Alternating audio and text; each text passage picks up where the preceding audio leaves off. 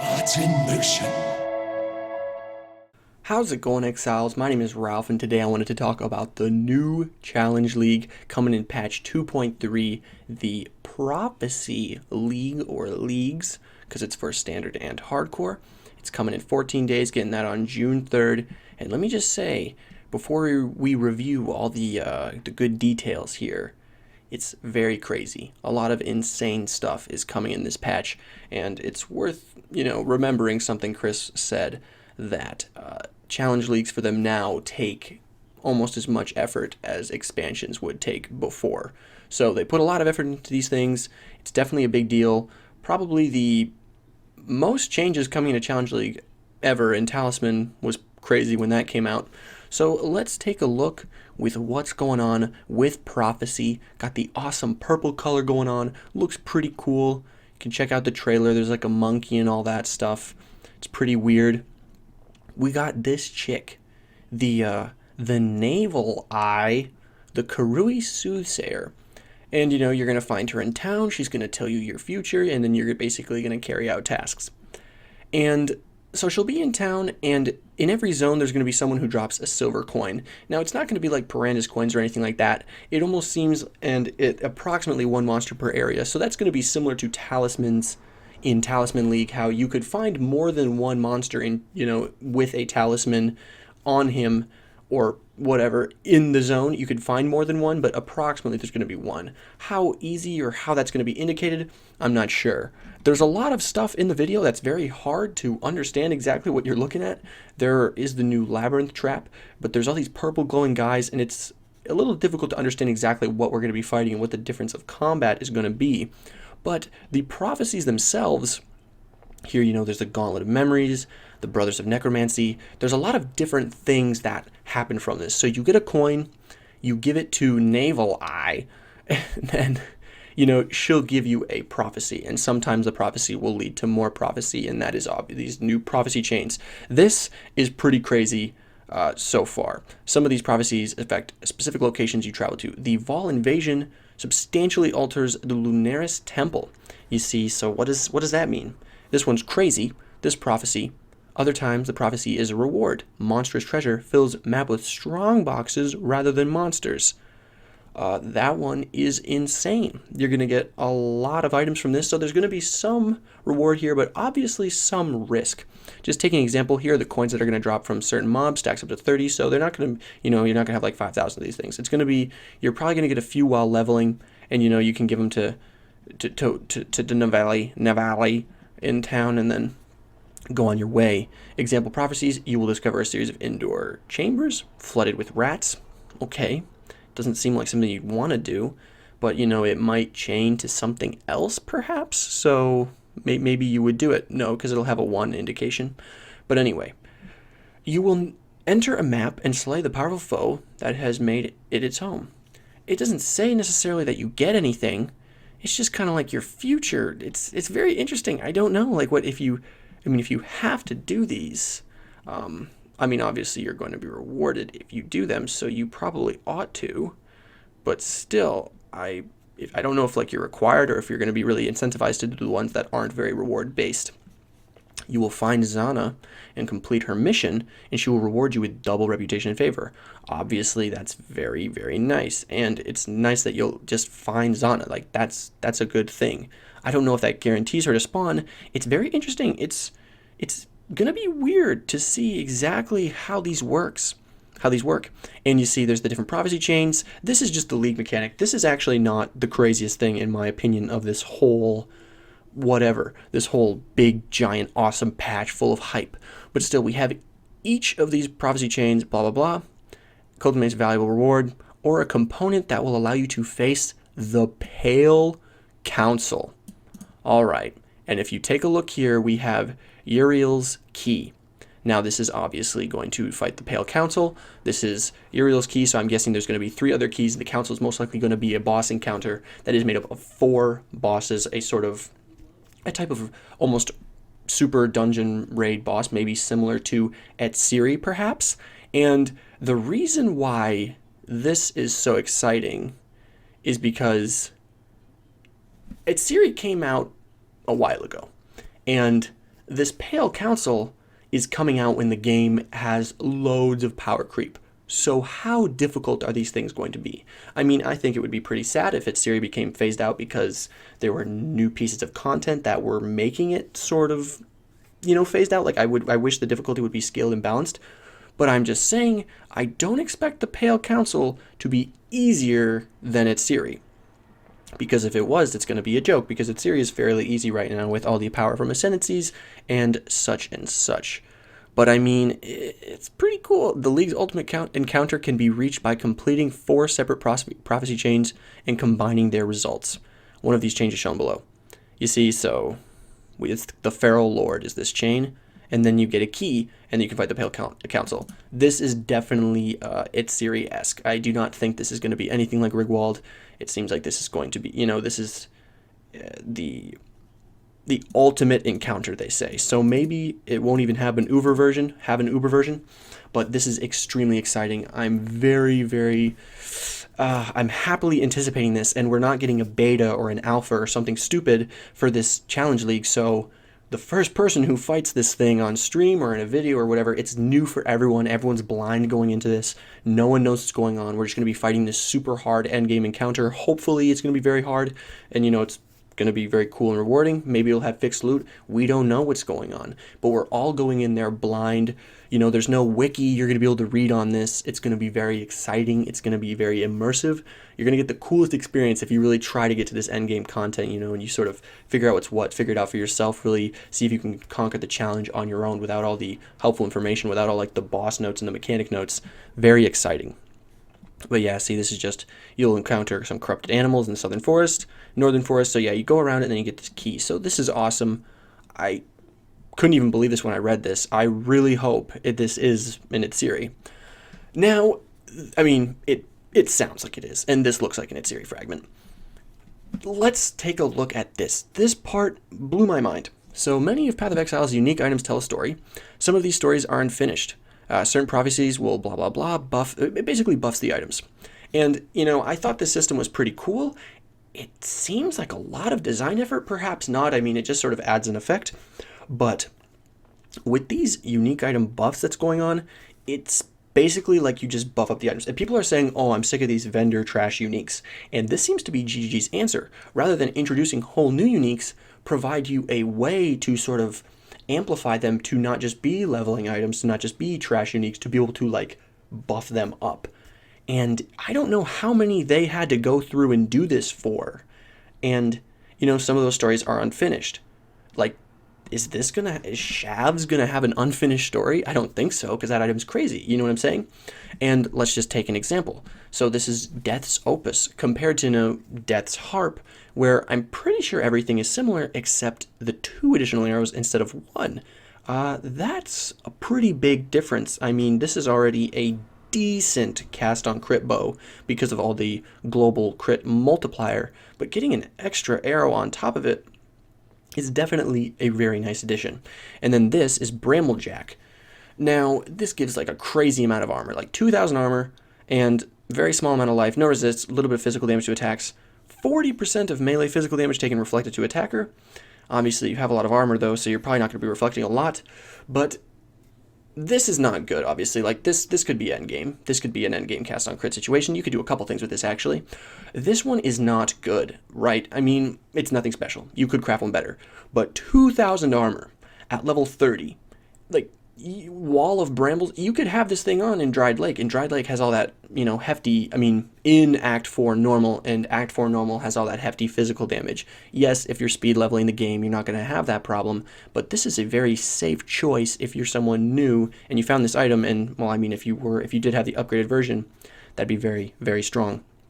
Then Karui Ward, we have Karui Charge.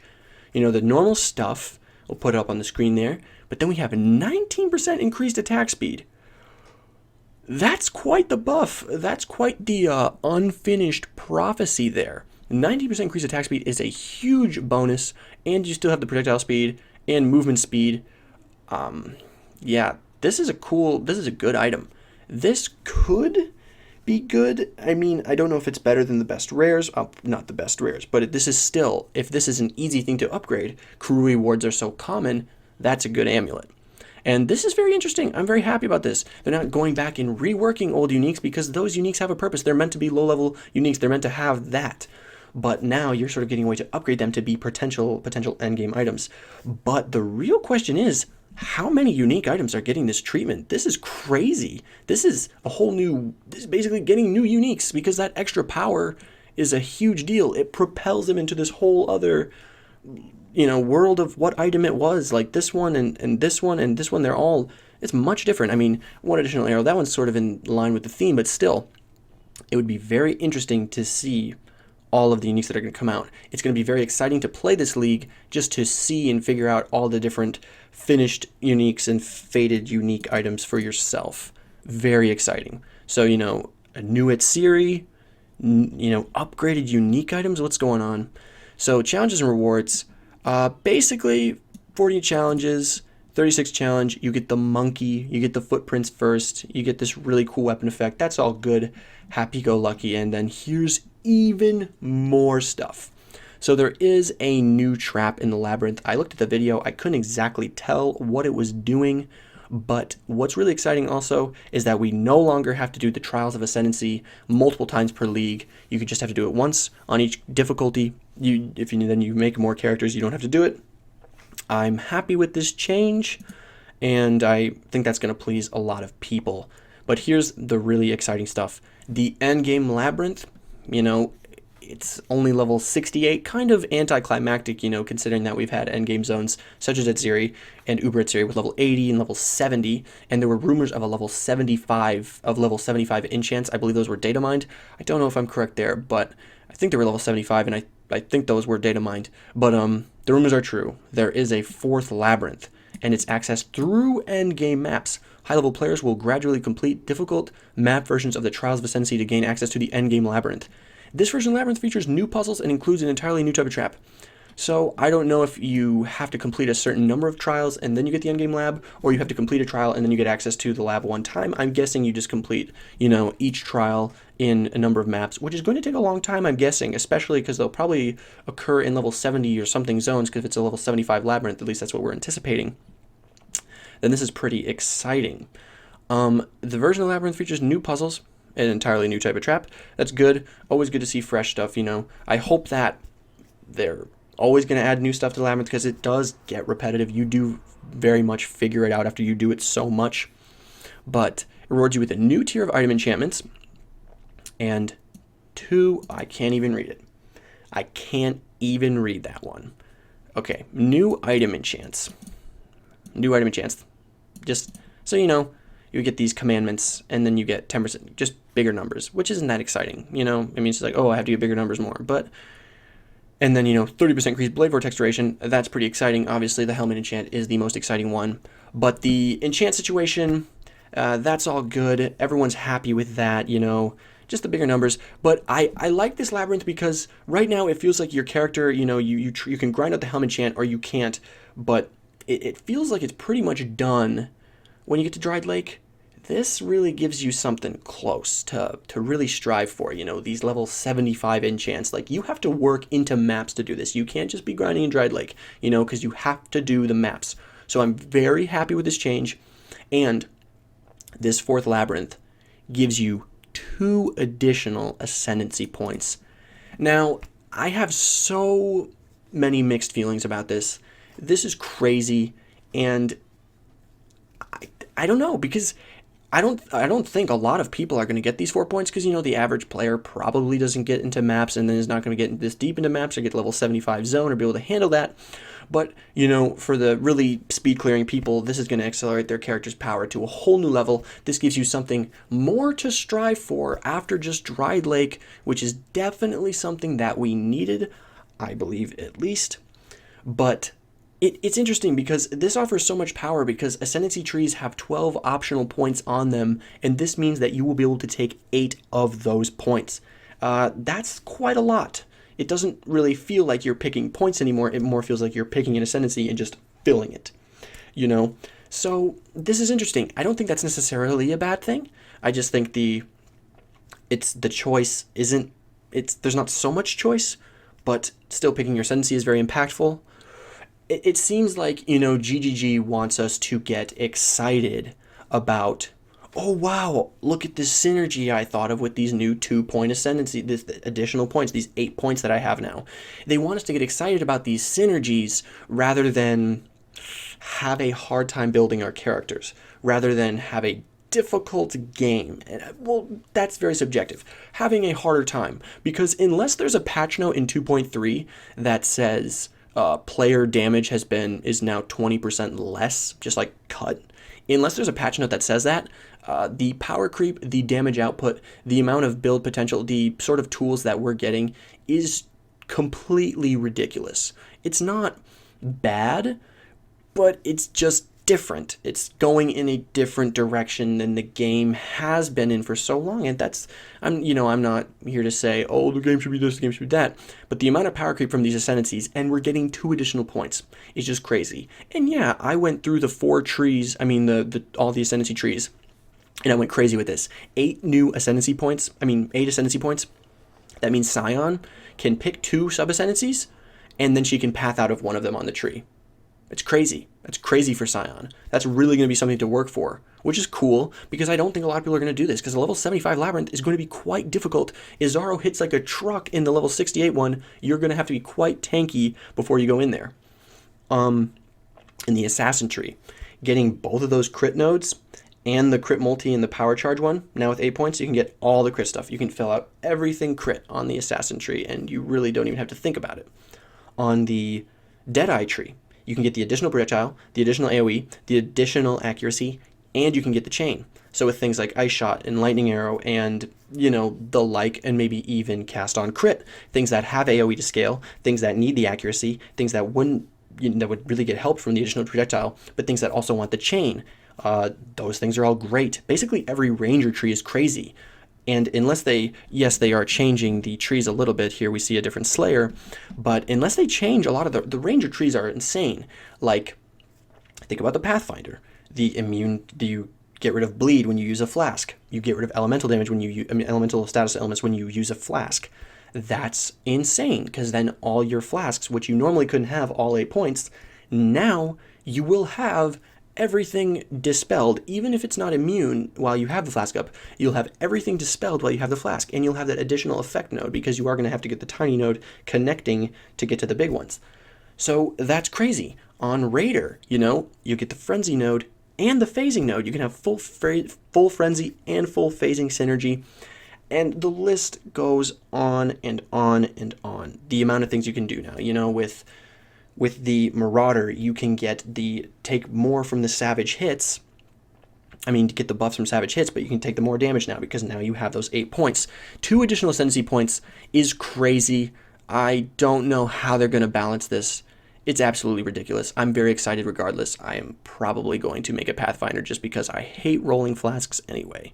But still, you have to remember, you're going to need a very developed, strong character, most likely, to get these extra 2 points. So it's not going to be handed out, This is going to be a freebie. You're going to have to work for it. But people who are pushing the game to its limits already are really, really going to push the limits. So I am very intrigued to see the balance changes. Then we have the new skills. These are pretty cool. I would probably review these separately. Spirit Offerings, the new Summoner. We got these 2 synergies, Vortex and Frostbolt. This is good stuff. This one's required level 1. I'm kind of disappointed that Frostbolt pierces just like Ice Spear. It's like, could we have a Frost skill that doesn't pierce?